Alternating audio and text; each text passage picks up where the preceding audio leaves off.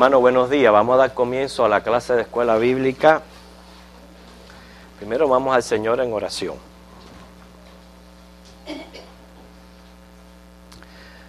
Señor, sentimos alegría y gozo de estar aquí en tu casa y la razón es por tu presencia entre nosotros. Tú estás en medio de tu pueblo y nosotros hemos venido a honrarte. En este primer día de semana, este día que la iglesia se para celebrar tu resurrección y para adorarte y dedicar este día y santificarlo para ti.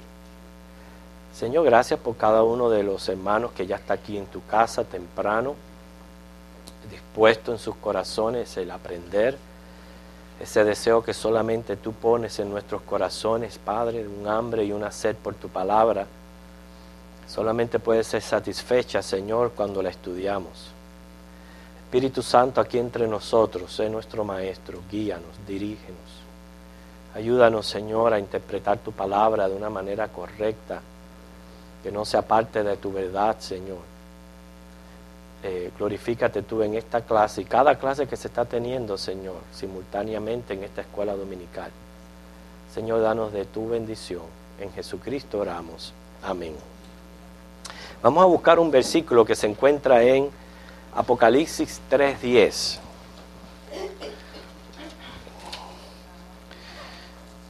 Apocalipsis 3:10.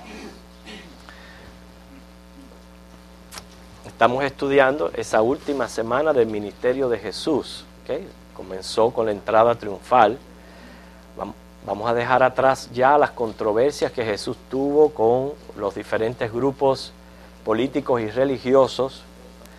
Y ahora vemos cómo Él enseña a sus discípulos prácticamente una de sus últimas enseñanzas, los cuales se encuentran en Mateo 24. O sea, es reconocido este capítulo, Mateo 24, como el discurso apocalíptico de nuestro Señor Jesucristo. Y les he escogido este versículo como versículo clave en el sentido que es nuestra esperanza. Si no fuera por esta promesa que encontramos en este versículo, realmente, mi hermano, sería para ponerse a temblar y preocuparse. Pero gracias al Señor que tenemos promesa de nuestro Dios. ¿Por qué tenemos promesa de nuestro Dios? Porque nosotros somos su iglesia, la novia del Cordero, que estamos esperando las bodas del Cordero. Y Él es nuestro Padre y Él es nuestro Señor. Y por eso dice aquí este versículo, vamos a leerlo todos juntos. Por cuanto has guardado la palabra de mi paciencia, yo también te guardaré de la hora de la prueba que ha de venir sobre el mundo entero para probar a los que moran sobre la tierra. Dice, yo te guardaré de la hora de la prueba que ha de venir sobre el mundo entero. Y nosotros esta frase bien se pudiera interpretar de diferentes maneras. Una es, bueno, en medio de la tribulación ser protegidos y guardados por el Señor. Y otra es que el Señor nos saque de la tierra. Y para mí es la segunda. O sea, que el Señor nos va a sacar de la tierra antes de que llegue la hora de probar a los que moran sobre la tierra. Que ya están en Mateo 24. Vamos a Mateo 24.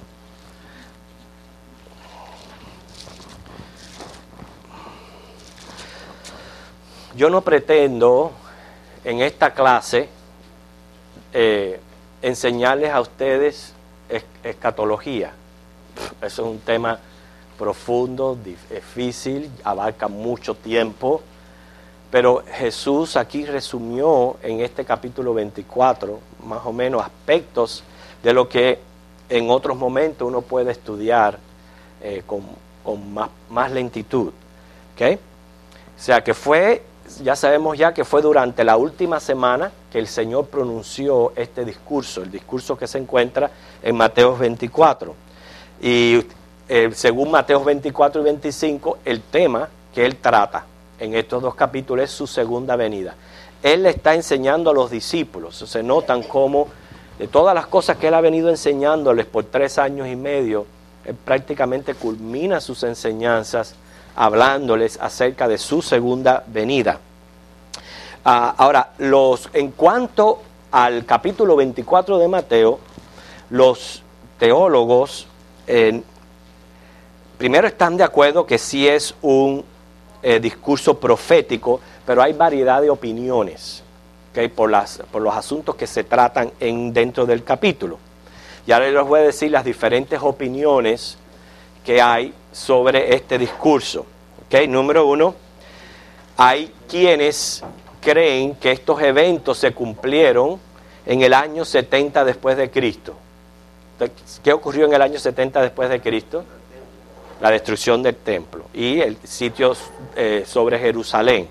Y debido a que ocurrió ya en el 70 después de Cristo, hay teólogos que creen que ya ese fue el cumplimiento del capítulo 24. ¿Okay? Otros piensan que la mitad del capítulo se refiere exactamente al sitio de Jerusalén en el año 70 después de Cristo, y que la otra mitad del capítulo sí es referente a la segunda venida. ¿Me están siguiendo en las varias opiniones que hay? ¿Ok?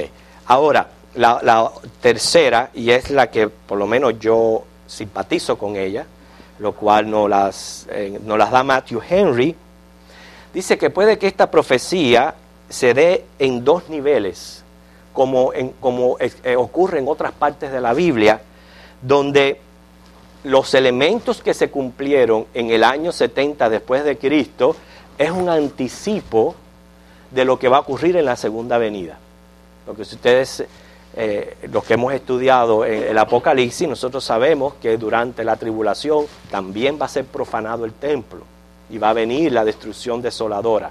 Entonces, en su opinión, dice, sí, las palabras se cumplieron en el año 70 después de Cristo, pero es anticipo de lo que va a ocurrir también en la segunda venida. ¿Entendieron las tres posiciones?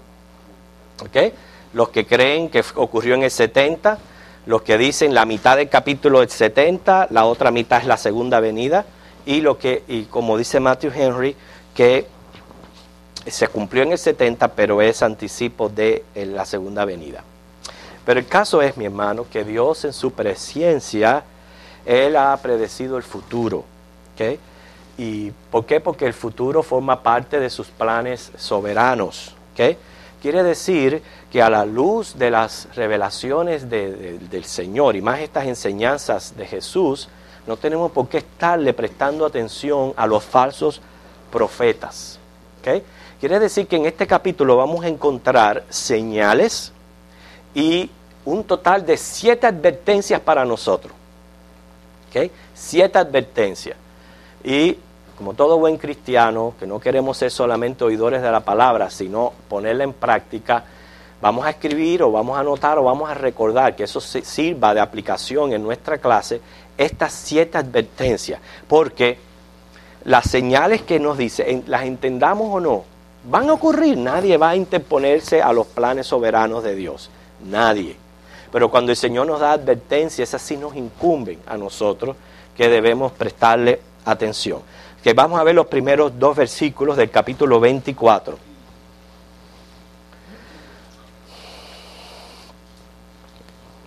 Mateo 24, del 1 al 2.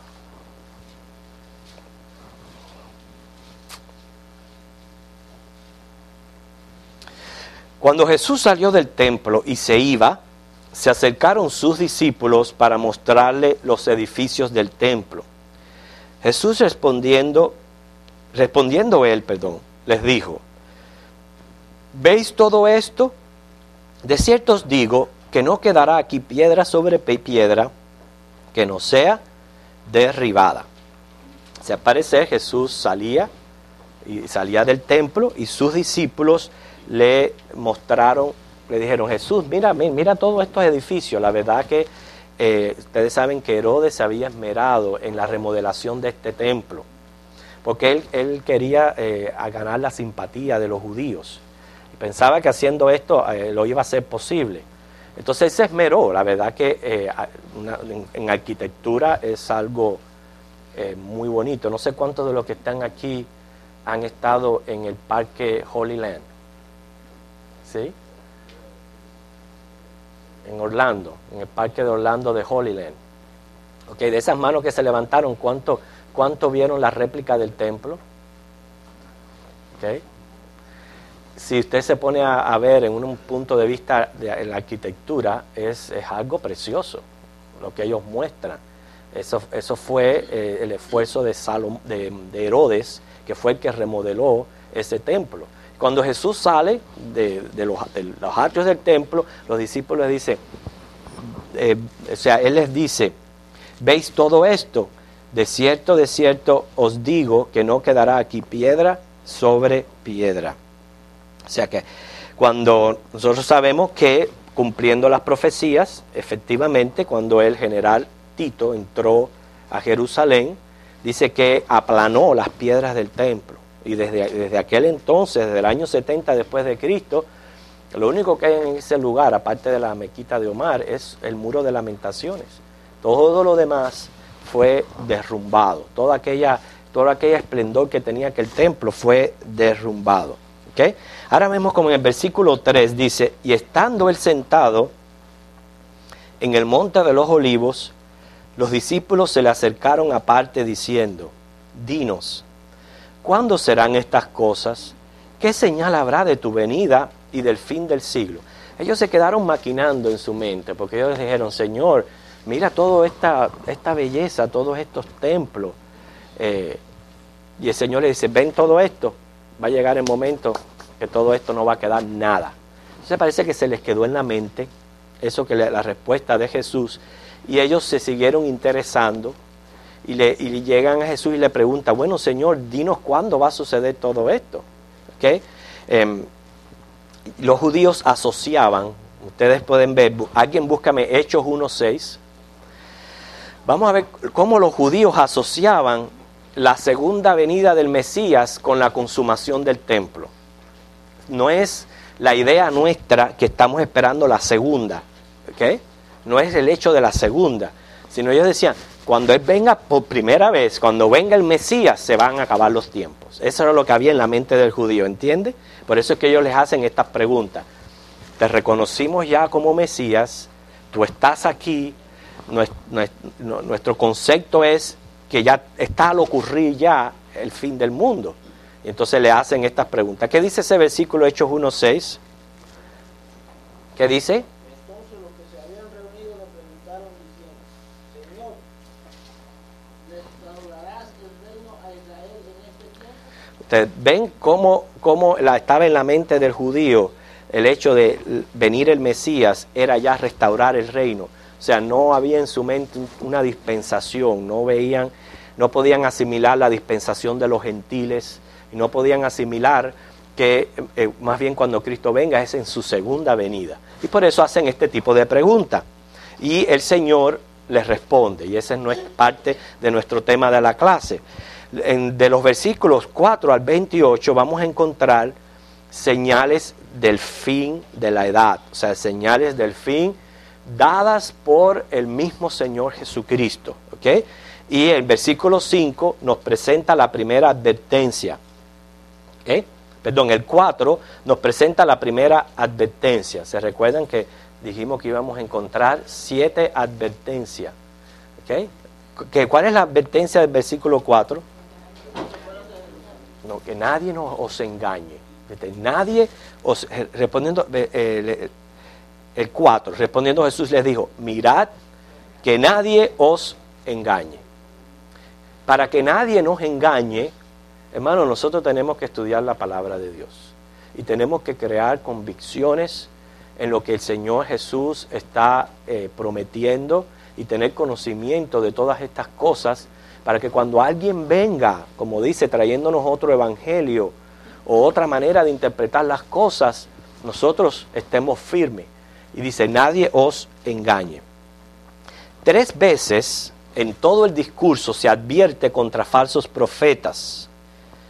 Los falsos profetas hacen más daño que la misma persecución. Y por eso que 3 veces se advierten de estos falsos profetas. Dice el 5, porque vendrán muchos en mi nombre diciendo, yo soy el Cristo, y a muchos engañarán. ¿Okay? Y según Juan 10, 28 al 30 dice, si fuera posible, va a engañar, serán engañados los mismos escogidos. Ahora noten esta frase, fíjense, si fuera posible, serán engañados los mismos escogidos. Lo que quiero decirle es que si es escogido, no va a ser engañado. Dice, si fuere posible. ¿Por qué no es posible? Porque son escogidos y porque los escogidos, ¿qué está pasando con los escogidos? Están siendo guardados por el poder de Dios. Pero cuando dice, si fuere posible, es que estos falsos profetas van a tener una elocuencia y un sentir de persuasión, que si usted no está firme de verdad y si usted no es un escogido, lo van a arrastrar, se lo van a llevar. Por eso nosotros tenemos que darle gracias al Señor que somos guardados por su poder. Porque dice, si fuere posible, aún los que están escogidos serían engañados. ¿Okay? Debido a sus enseñanzas que completamente vienen del mismo diablo. Por eso tenemos que tener mucho cuidado en cuanto a esto. Estos son los llamados anticristos. Juan les llama así en su capítulo 1 de Juan 2, 18 al 19. Según 1 de Timoteo 4 a 1, inclusive ocuparán púlpitos en las iglesias. Está hablando de los falsos profetas. Púlpitos en las iglesias. Y llegarán a decir que, como dice el Señor Jesús, yo soy el Cristo. 1 de Timoteo 4, 1. Llegarán inclusive a decir, yo soy el Cristo. Así que hay que tener mucho, mucho cuidado. Así que esa es la primera señal. La primera advertencia. ¿Cuál es la primera advertencia con la señal? Van a venir anticristos, falsos profetas. La advertencia para ustedes es que nadie os engañe. ¿Y cómo es que no somos engañados? Siendo guardados por el poder de Dios. Eso es lo primero. Siendo guardados por el poder de Dios y a través de la convicción y el estudio de la palabra de Dios. Versículo 6 dice, oiréis de guerra, rumores de guerra, mirad que no os turbéis, porque es necesario que todo esto acontezca, pero aún no es el fin. ¿Okay? Cuando vino Cristo por primera vez, los ángeles anunciaron paz, ¿verdad? Buena voluntad para con los hombres, paz en la tierra, buena voluntad. Pero el mismo Jesús en su segunda venida anuncia guerra. ¿Okay? Guerra, así que no nos tome por sorpresa. ¿Cuál es la advertencia que encontramos en el versículo 6? Mira a ver si ustedes la descubren. No os turbéis. ¿Okay? No os turbéis. Aunque las noticias sean malas, ¿okay? Aunque sean malas las noticias, precisamente en el conocimiento de las profecías y la palabra del Señor hace que no nos alarmemos. Y eso es posible según la confianza que tengamos en Dios y el conocimiento de sus promesas. La razón para no alarmarse la dice el mismo Señor. Él dice, Señor, es necesario que todo esto acontezca. O sea, ya Dios va llevando sus designios y todos sus planes se están llevando a cabo hasta que llegue el reino mesiánico. Y todo esto es necesario que acontezca, pero claramente dice, aún no es el fin. ¿Okay? Cuando nos dice, aún no es el fin, es que esperen cosas peores. ¿Por qué dice que esperen cosas peores? Dice el versículo 8, y todo esto será principio de dolores. Okay. Ahora, teniendo nuestra introducción en mente de que esto es algo que es el cumplimiento de lo que le está ocurriendo al pueblo de Israel en el año 70 después de Cristo, pero que es un anticipo de la segunda venida, podemos imaginarnos todo esto que el Señor está preparando a sus discípulos para lo que va a venir. ¿Okay? Algunos de ellos fueron mártires antes de que este tiempo 70 después de Cristo llegara. Ya muchos de los discípulos ya habían sido martirizados. Pero el mismo Juan, que llegó a la etapa del 90 al 100, que inclusive escribió el Apocalipsis en ese tiempo, él pudo experimentar todo aquel sitio de Jerusalén, todo lo que le ocurrió a los judíos. Todo eso era principio de dolores. ¿Okay? Dice el versículo 7, se levantará nación contra nación, reino contra reino. Cada vez que dice la palabra pestes, está implicando ¿qué? Enfermedades, ¿ok? Virus, plagas. Dice va a haber hambres y terremotos en diferentes lugares. Todo esto es resultado de las guerras. Por eso lo primero que él hace es anunciar guerras. Y como resultado de las guerras, como consecuencia, viene la peste, viene el hambre y vienen todas esas cosas. ¿Ok? Por eso dice,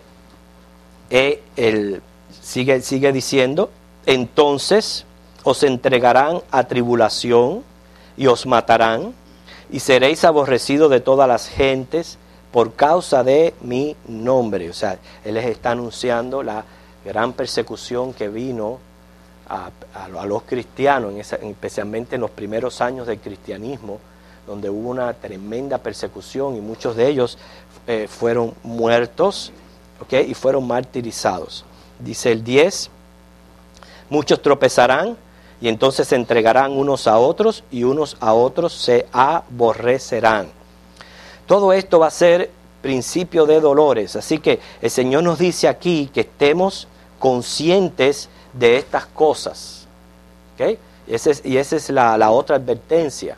Estemos conscientes de que todas estas cosas van a ocurrir, pero aún no es el fin. ¿Okay? Cuando dice ahí principio de dolores, nada de eso se compara a los dolores de la gran tribulación. ¿Okay? Y los que van a sufrir los dolores de la gran tribulación son aquellos que no hayan escapado de la ira y de la prueba que está para venir sobre el mundo entero. Ese fue nuestro versículo inicial, el versículo clave que escogimos para la clase, que tenemos, y esa es mi convicción, de que tenemos, y en eso también hay personas que tienen diferentes maneras de pensar y diferentes puntos de vista. Hay quienes creen que la iglesia va a pasar por la tribulación, hay quienes no lo creen. Yo soy de los que no creo que la iglesia va a pasar por la tribulación. Esa es mi convicción, ¿ok? Precisamente uno de mis apoyos, hay muchos versículos que apoyan mi posición en cuanto a que la iglesia no va a pasar por la tribulación, pero claramente ese de Apocalipsis 3:10, donde se me promete que vamos a ser guardados de la prueba que ha de venir sobre este mundo, es una tremenda promesa. Aparte de eso, si vamos a Primera de Tesalonicenses, el capítulo 1,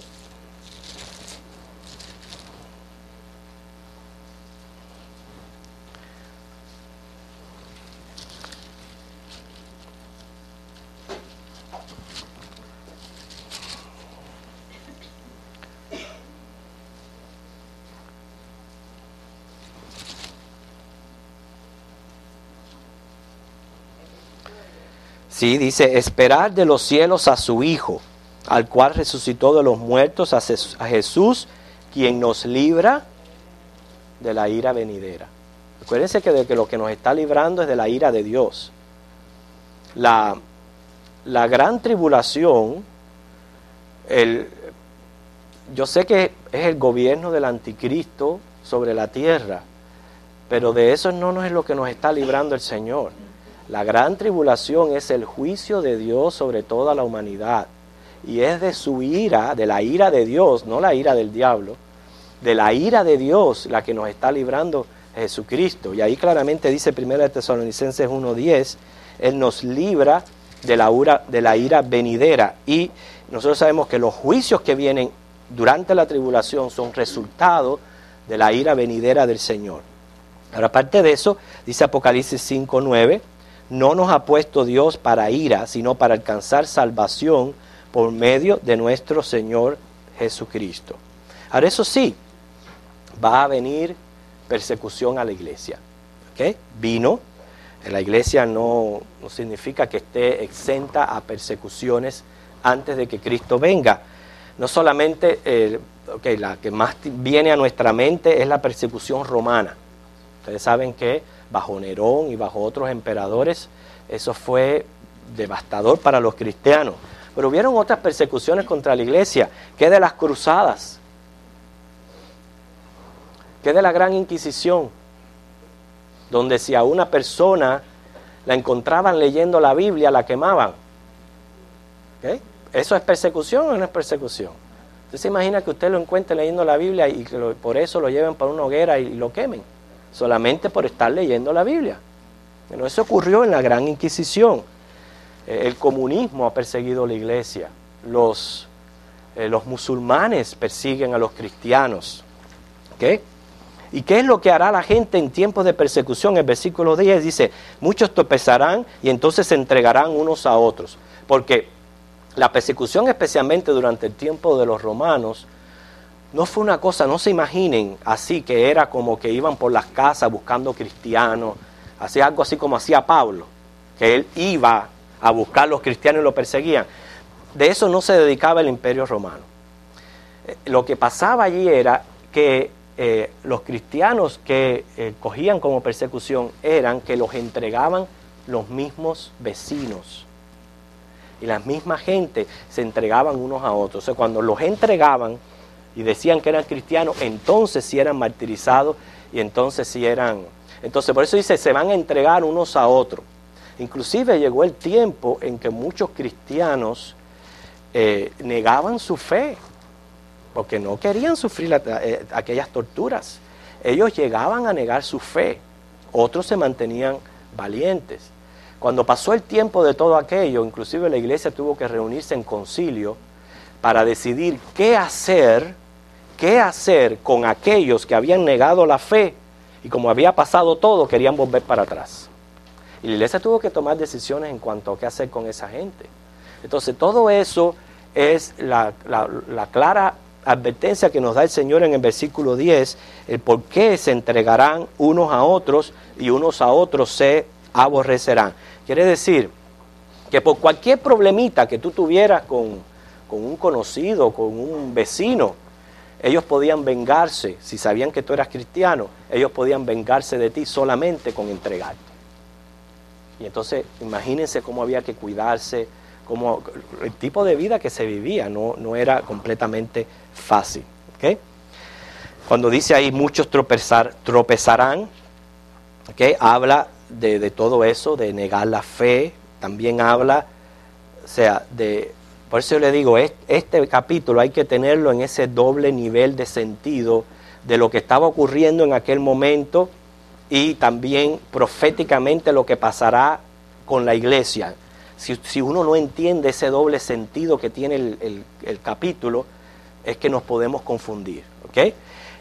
Cuando habla de muchos tropezarán, ya les expliqué lo que estaba sucediendo en aquella época. En los días de ahora, Dios va a sacudir las iglesias.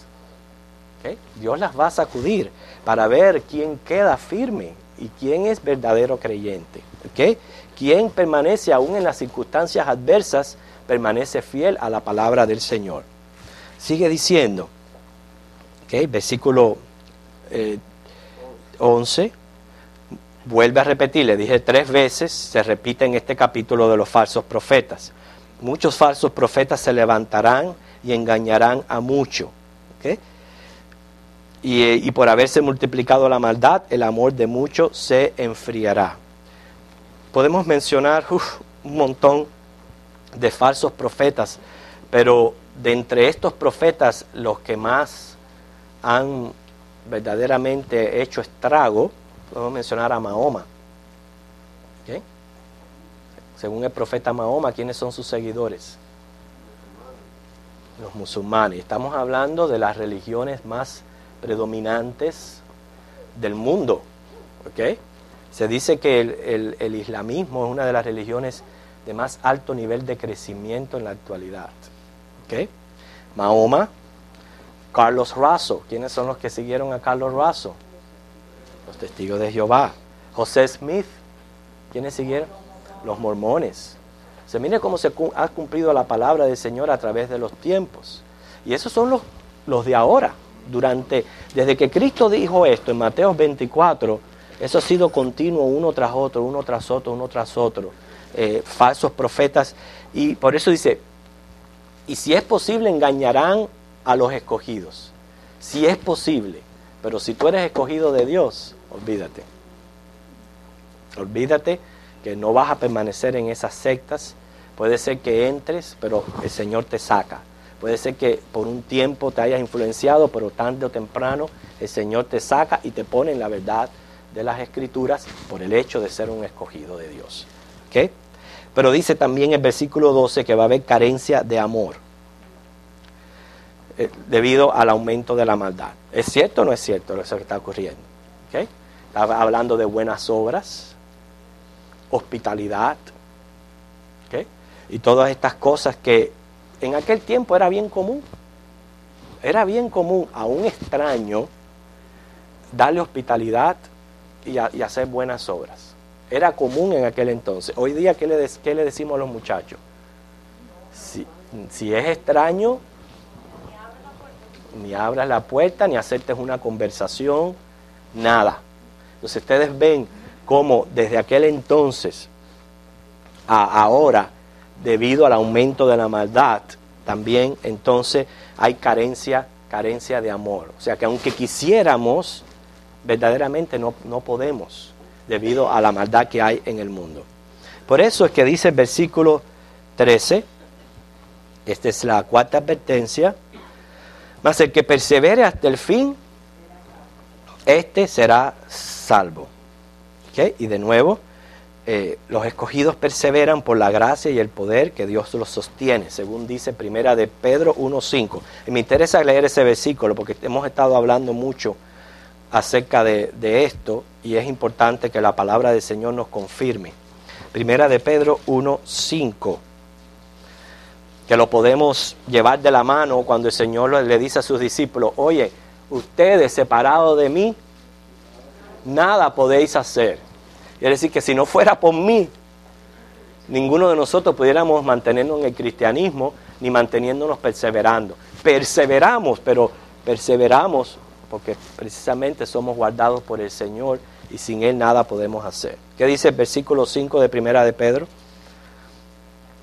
Sois guardados por el poder de Dios mediante la fe, para alcanzar la salvación que está preparada para ser manifestada en el tiempo posterior. Somos guardados por el poder de Dios. Por eso dice, mas el que persevere hasta el fin, este será salvo. Sigue diciendo, versículo 14, y será predicado este evangelio del reino en todo el mundo, para dar testimonio a todas las naciones, y entonces vendrá el fin. ¿Okay? Cuando el evangelio es predicado en todo el mundo, hay que tener mucho cuidado con el lenguaje universal que usa la palabra de Dios. ¿Okay? Cuando nosotros decimos, vamos a usar una frase universal usando mundo. La verdad que en estos tiempos todo el mundo está enfermo. ¿Okay? Todo el mundo está enfermo. ¿Es literalmente que todo el mundo está enfermo? No. Pero ¿por qué usamos esa frase universal? Para abarcar una gran cantidad de personas. Por eso usamos esos términos universales. Dice, por eso les digo, este versículo puede ser mal interpretado en el sentido de nosotros pensar que somos nosotros los hombres quienes regulamos la venida del Señor. Quiere decir, y eso yo hasta lo he escuchado hablar en púlpito, si nosotros predicamos, aceleramos la venida del Señor, porque se va a cumplir esta profecía de llevar el evangelio a todo el mundo. Fíjense la mentalidad errónea que pone al hombre en supremacía. Y no es así. Dice, cuando este evangelio sea predicado en todo el mundo, porque en todo el mundo Dios tiene escogidos. Dios tiene sus escogidos. Y cuando todos los escogidos hayan escuchado el evangelio y hayan procedido a la salvación, entonces vendrá. Entonces es Dios, el soberano supremo, que está en control de la cosa. No somos nosotros los hombres. ¿Entienden la idea? ¿Okay? Por eso dice ahí, cuando sea predicado el evangelio a todo el mundo. Y el Señor está llevando a cabo sus planes de predicar el evangelio a todo el mundo, usándonos a nosotros la iglesia y usando muchos medios de comunicación que hay hoy día. Pero por ejemplo, usted va a ciertas reuniones de iglesia donde te presentan estadísticas y te dicen, mire, esta zona del mundo ninguno ha escuchado el evangelio de Dios. Y entonces dan a entender como la iglesia no ha ido a predicar allí, está reteniendo la venida del Señor. Y no es así. Porque Dios va a cumplir sus planes soberanos para con los escogidos. Así que hay que tener mucho cuidado cuando la Biblia usa el término universal, el mundo. ¿Okay? Y para el mundo no significa toda criatura que hay en la tierra, sino que los que van a escuchar el Evangelio y van a venir a los pies de Cristo son los escogidos. ¿Okay? Sigue el próximo versículo, dice: por tanto, cuando veáis en el lugar santo la abominación desoladora de que habló el profeta Daniel, el que le entienda, entonces los que estén en Judea huyan a los montes. Este versículo se está refiriendo, cuando dice abominación desoladora, se está refiriendo ¿cuándo? Cuando vean los romanos, los campamentos, los ejércitos de los romanos, venir a sitiar a Jerusalén y a destruir los templos, es cuando dice el Señor: ¿sabe qué? Échense a correr, huyan, porque no va a quedar nadie, huyan. Entonces ahí se puede ver el sentir literal del cumplimiento en el año 70 después de Cristo. Pero lo mismo va a ocurrir a la mitad de los tiempos, ¿okay? Cuando el anticristo se desmascare, porque en el primer tiempo de la tribulación ayuda a los judíos a la reconstrucción del templo, se inauguran los sacrificios, los judíos comienzan a desarrollar todo su sistema sacerdotal, y a la mitad de los tiempos el anticristo dice: se acabó todo. Ahora, como hicieron los emperadores romanos, me levantan una estatua en ese templo que a quien hay que adorar es a mí. Esa es la abominación desoladora. Entonces, como ustedes pueden ver, está ese doble nivel de la profecía, de que Jesús habla en el 70 después de Cristo y también habla de lo que va a estar ocurriendo en la gran tribulación. ¿Okay? O sea, lo mismo va a ocurrir cuando venga el anticristo, se va que reconstruirá el templo, pero él lo volverá a profanar. Por eso dice el versículo 15: por tanto, cuando veáis en el lugar santo la abominación desoladora de que habló el profeta Daniel, el que entienda, entonces los que estén en Judea huyan a los montes. ¿Y a quién se está refiriendo el profeta Daniel? Al anticristo. Mire lo que dice segunda de Tesalonicenses, capítulo 2, versículos 3 y 4.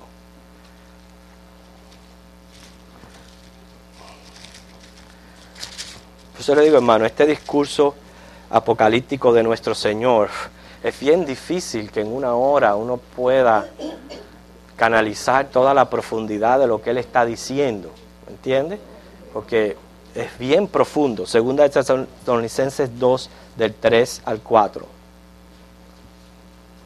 Y aquí encontramos otro apoyo para nosotros decir con seguridad de que nosotros, la iglesia, no vamos a ver estas señales en el templo. No vamos a pasar por la tribulación. ¿Quién le gustaría leerlo? Ok, Ana. Nadie se engañe de ninguna manera, porque no vendrá sin que antes venga la apostasía y se manifieste el hombre de pecado, el hijo de perdición. Ok, que lo menciona de Daniel 7:25. Por eso dice, lo que escuchaste es del profeta Daniel 7:25. ¿Qué dice? El cual se opone y se levanta contra todo lo que se llama Dios o es objeto de culto, tanto que se sienta en el templo de Dios como Dios, haciéndose pasar por Dios. Ok, ahora sigue diciendo el versículo 6. Ahora vosotros sabéis lo que lo detiene, a fin de que a su debido tiempo se manifieste. Entonces eso es lo que nosotros tenemos que tener en nuestra mente, que después cuando Jesús revela a Juan el libro de Revelaciones y habla de los sellos, y precisamente habla del primer caballo, que el jinete viene sin espada, quiere decir viene a pelear, pero a través de la paz, y se está refiriendo al anticristo. O sea que cuando el anticristo ponga sus pies sobre la tierra, en el sentido de que él comience a ejercer sus poderes, lo primero que va a ocurrir es la reconstrucción del templo. Él viene a traer paz y paz a la nación de Israel. Y viene a reanudar los sacrificios en el templo. Pero hay algo que lo detiene. Fíjense, algo lo detiene para que a su debido tiempo se manifieste. A su debido tiempo, no cuando Él quiere. ¿Entiende? Ahí donde no es el diablo aquí que está en control. Es Dios. ¿Y qué es lo que lo está deteniendo hasta el tiempo de su manifestación? Dice, porque ya está en acción el misterio de la iniquidad. Solo que hay quien al presente lo detiene hasta que Él a su vez sea quitado de en medio. Entonces se manifestará aquel inicuo a quien el Señor matará con el espíritu de su boca y destruirá con el resplandor de su venida. Inicuo cuyo advenimiento es por obra de Satanás, con gran poder y señales y prodigios mentirosos. Quien lo está deteniendo es el Espíritu Santo. Y el Espíritu Santo está en la iglesia. Quiere decir, mientras que la iglesia esté aquí en la tierra, no se va a manifestar este inicuo. El Espíritu Santo lo está deteniendo. Cuando la iglesia sea quitada y con la iglesia se va el Espíritu Santo en el sentido de cómo están ministrando en este momento, que después el Espíritu Santo va a ministrar a través del pueblo de Israel y lo que va a hacer con la nación de Israel. Pero en la dispensación en este momento de la iglesia, cuando la iglesia sea llevada, viene entonces la manifestación del inicuo del anticristo. ¿Entienden? ¿Okay? Por eso dice que está hablando aquí de la abominación desoladora, que es el anticristo. ¿Okay? Ahora sigue diciendo los versículos 16 y 17. Entonces los que estén en Judea huyan a los montes. El que esté en la azotea no descienda para tomar algo de su casa. El que esté en el campo no vuelva atrás para tomar su capa. Mas hay de las que estén encintas y de las que críen en aquellos días. Ya desde el año 66, fíjense, 4 años antes de la destrucción del templo y de Jerusalén, ya los cristianos fueron escapando de Jerusalén. Es por eso que cuando Santiago escribe la epístola de Santiago, la dirige, dice, a los judíos de la dispersión. O sea, a los judíos que ya no están en Jerusalén, sino ya están dispersos. Porque ya la cosa estaba poniéndose tan difícil que ya ellos habían empezado a huir de Jerusalén. ¿Okay? Por eso, y las que están en embarazo durante esos días, ¿okay? Primero, tiene el sentir difícil de lo que es huir cuando la mujer está en ese estado de cinta. ¿Okay? En ese sentido habla sobre las mujeres. Sigue diciendo, y esta es la quinta advertencia, orad pues, que vuestra huida no sea en invierno ni en día de reposo. Esto es interesante aclararlo, número 1, y es bien claro, no hay que estarlo, como dice, no busque esa palabra, complicándolo tanto. Orar que la subida no sea en invierno, ¿qué quiere decir? Es frío. Tener que huir en el frío no es fácil, o sea, no tiene un tipo de símbolo ni profecía el invierno. Es el invierno tal como lo es, por el frío, para que su vida no sea en el frío. Y día de reposo es por la costumbre de no hacer nada en ese día. Inclusive los judíos tenían como ley no poder viajar ese día de reposo. Ellos no podían viajar según hasta ciertas millas, hasta cierta distancia, kilómetros de distancia. Y entonces por eso es que menciona esos detalles.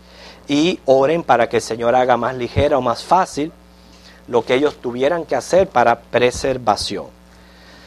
Okay. Sigue diciendo, versículo 21, tratando de llegar a ese 28 antes que se nos vaya el tiempo. Porque habrá entonces gran tribulación con cual no la ha habido desde el principio del mundo hasta ahora, ni la habrá. Ven cómo comienza ya un sentir donde hay personas que dicen, no, hasta aquí habló del templo, pero ahora va a empezar a hablar de la segunda venida, ¿ves? Y es cierto, está hablando de la segunda venida, pero hay que llevar esos dos dos sentidos a la par. ¿Okay? No fue fácil lo que ocurrió en ese año del 70, como tampoco va a ser fácil lo que va a ocurrir en la gran tribulación. Dice el versículo 22, y si aquellos días no fuesen acortados, nadie sería salvo, mas por causa de los escogidos, aquellos días serán acortados. O sea, hasta el mismo Señor Jesús nos enseña, no es extraño cada vez que nosotros mencionamos los escogidos. Él tiene escogidos que van a ser salvos durante la tribulación. Tiene también escogidos que van a ser salvos durante ese tiempo, dentro de lo que es la nación de Israel, y muchos otros que van a ser decapitados durante ese tiempo. Pero debido el tiempo se va a ir acortando, y eso lo estamos experimentando nosotros ya. Yo no sé por qué, los relojes tienen los mismos minutos, el mismo tiempo, pero a nosotros se nos parece que el tiempo se va cada vez más y más rápido. Pero aquí específicamente se está refiriendo al tiempo de la tribulación, a esos 7 años que el tiempo va a ser más corto debido a los judíos. No se olviden que el pueblo de Israel va a llegar a ser salvo, los que son escogidos de Israel, vayan a llegar a ser salvos al final de la tribulación. ¿Okay? Quiere decir que a ellos sí les toca pasar todos esos tiempos malos. Cuando dice ahí que será, dice, habrá tribulación cual no la ha habido desde el principio del mundo hasta ahora, ni la habrá, está refiriéndose, mire, a sufrir por el hecho de que el anticristo está gobernando sobre la tierra. Por eso. Número 2, o sea, se va a sufrir por el anticristo. Se va a sufrir por los hombres que quedan en la tierra cuando se unan unos contra otros a guerrear y a pelear y todas las consecuencias que vienen de la guerra. Y añádele la ira de Dios, los juicios de Dios. Primero en el toque de trompeta, luego en el derramamiento de las copas. O sea, no va a ser un tiempo fácil. O sea, la iglesia no pasa por ese tiempo. Los habrán salvos que a la mitad de la tribulación les va a tocar ser martirizados, pero van a ser salvos. Pero Israel va a llegar al final, va a llegar ahí al Armagedón, que es cuando ellos van a ser salvos. Quiere decir, ellos sí van a tener que pasar por todos esos tiempos bien difíciles que está anunciando aquí nuestro Señor. ¿Okay? Por eso va a ser una tribulación tan insoportable que si los días no fueran acortados, lo que está diciendo el Señor ahí, no va a quedar nadie vivo.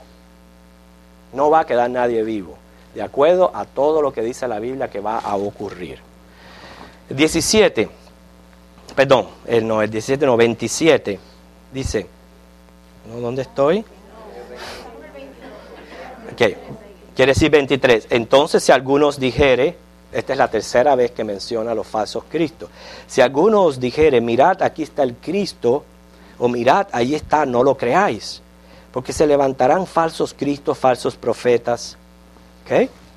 Y fíjense lo que dice el Señor. No nos asombre verlos haciendo milagros, haciendo cosas, y en el nombre de Cristo. Porque se van a llamar Cristos. No se asombren de ver todas estas prodigios y todas estas señales que están ocurriendo en la iglesia de hoy. Dice, harán grandes señales y prodigios de tal manera que engañarán, y ahí donde dice el Señor, si fuere posible, aún los escogidos, pero no va a ser posible. No, que lo que está hablando, si fuere posible, repito, es que va a ser bien fuerte lo que ellos van a estar predicando y lo que ellos van a estar enseñando, y de la manera que van a estar persuadiendo a la gente. Dice el 25, ya os lo he dicho antes. Así que si os dijeren, mirad, está en el desierto, no salgáis, o mirad, está en los aposentos, no lo creáis. Porque como el relámpago que sale del oriente y se muestra hasta el occidente, así será también la venida del Hijo del Hombre. Porque donde quiera que estuviera el cuerpo muerto, allí se juntarán las águilas. Y este último versículo habla específicamente de la guerra de Armagedón. En los próximos encontramos la sexta advertencia, que es estar preparados y alertas, y también el estar en vela. Por eso es que inmediatamente en el capítulo 25, Él comienza a enseñarles a través de parábolas de cómo es que debe de estar la iglesia en alerta y velando y siendo prudente. Les menciona la parábola del siervo prudente, la de las 10 vírgenes y la de los talentos. Y por último, el capítulo 25, 31 a 45, predice acerca de los juicios.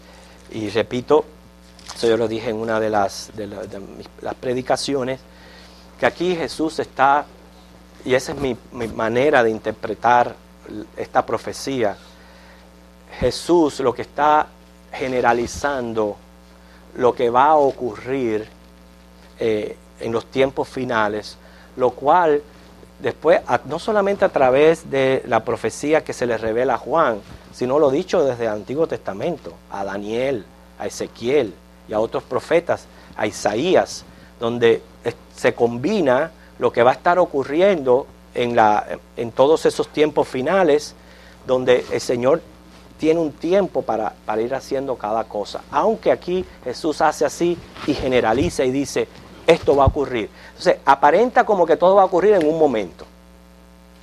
Que en un solo momento va a venir Cristo, se va a llevar la iglesia, va a ocurrir el juicio y todas las cosas. Pero no se dan cuenta que Jesús está generalizando lo que después otros libros de la Biblia, que no los podemos ignorar, hace así y los despliega en dispensaciones y en tiempos. ¿Okay? Tenemos un poco tiempo. Yo se le dije esto, yo no estoy pensando de que en una hora uno va a poder profundizar y abarcar todo lo que está diciendo Jesús en este discurso apocalíptico del capítulo 24, pero por lo menos podemos resaltar cosas esenciales. Cuando se repiten las cosas más de una vez en la Biblia hay que prestarle atención, seria atención, y por 3 veces, fíjense, de todo lo que pudiera estar hablando Jesús, por 3 veces se nos advirtió de los falsos profetas y los falsos cristos. Así que hay que tener mucho cuidado. Dice, hay que estar preparado, hay que estar alerta, hay que estar con conocimiento bíblico y para no ser confundido. ¿Okay? Así que alguna pregunta en los pocos minutos que nos quedan. Ajá.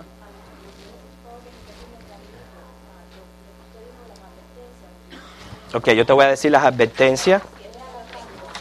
Sí, que nadie os engañe. Y algunas de ellas, aunque no lo menciona así literal, da el sentir de lo que Él quiere que hagamos. Que nadie os engañe, mirad que no os turbéis. La tercera es esta de estar consciente, que es la que no dice exactamente estar consciente, pero da el sentir, como diciendo, lo que Él dice, no se asombren cuando vean pasando estas cosas. ¿Okay? O sea, estemos conscientes de eso. La cuarta es perseverar hasta el fin. La quinta es orar. Y la sexta, que no pudimos ver con detalles por el tiempo, es estar preparados y alertas. La séptima es estar en vela. Okay. ¿Alguna otra pregunta?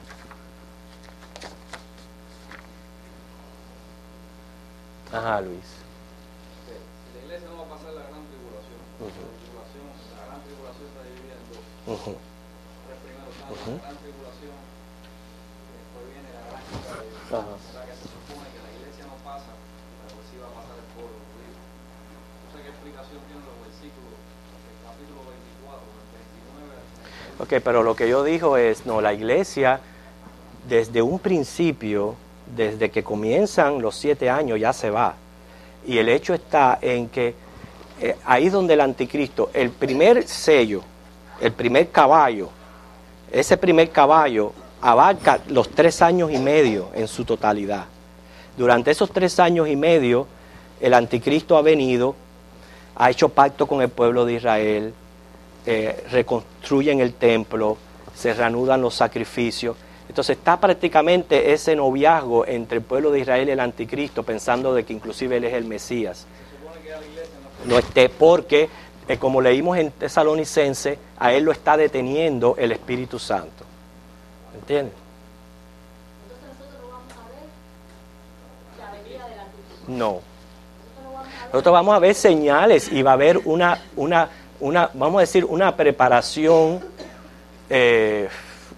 ¿cómo pudiéramos decir? Se va a preparar todo para que, porque este anticristo va a nacer, a encarnar en ser humano. Y no va a ser que de buena a primera ya haciendo un bebé va a decir vamos a reconstruir el templo. Va a haber un tiempo de preparación para lo que estamos hablando es desde el momento que el anticristo dice aquí estoy, esto he venido a hacer. Ahí empieza la gran tribulación. Y antes de ese tiempo la iglesia sufre las señales del fin. Los 3 años y medio es el caballo blanco. En la gran ira de Dios, que son los otros 3 años y medio, completar los 10. Sí. Ya es donde la iglesia no está. Entonces, Pero no, la iglesia no está ni desde la preparación anterior.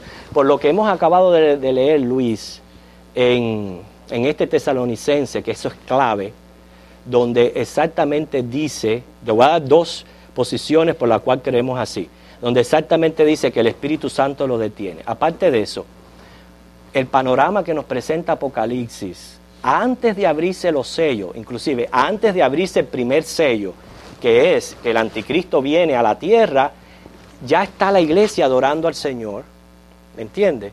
Y precisamente en medio de todo ese panorama donde la iglesia se ve alabando al Señor, es que se pregunta, ¿quién es digno de abrir los sellos?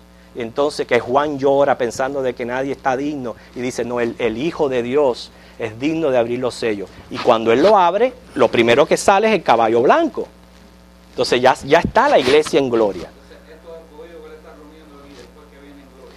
Israel.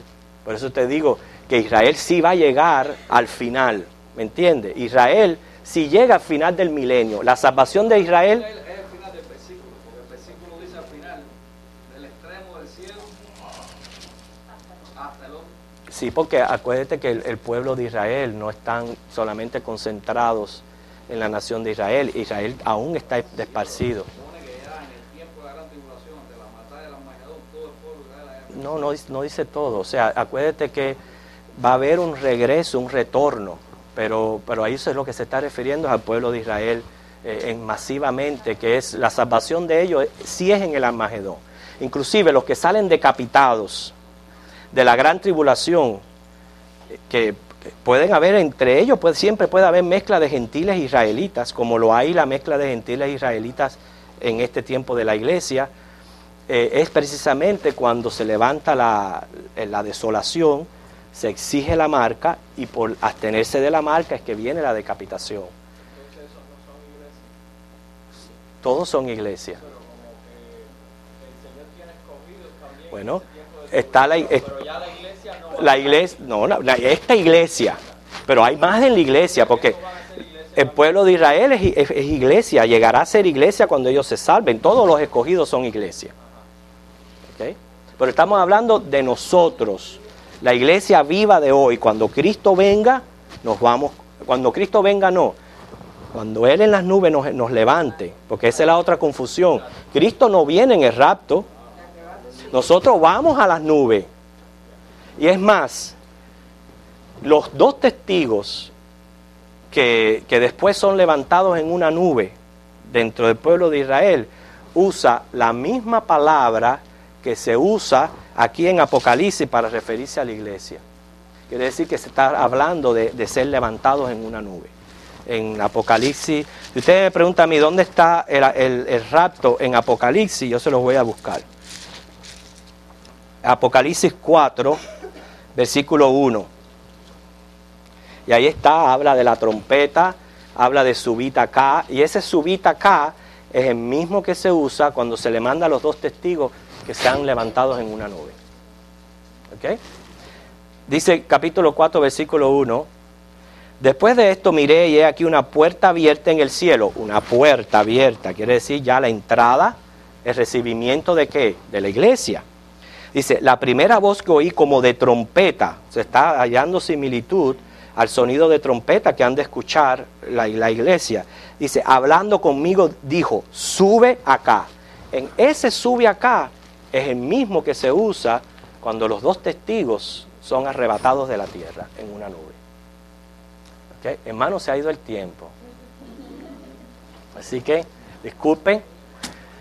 Yo sé que yo se lo dije, yo no estoy pensando de que esto va a ser una clase de escatología, es simplemente aclaraciones de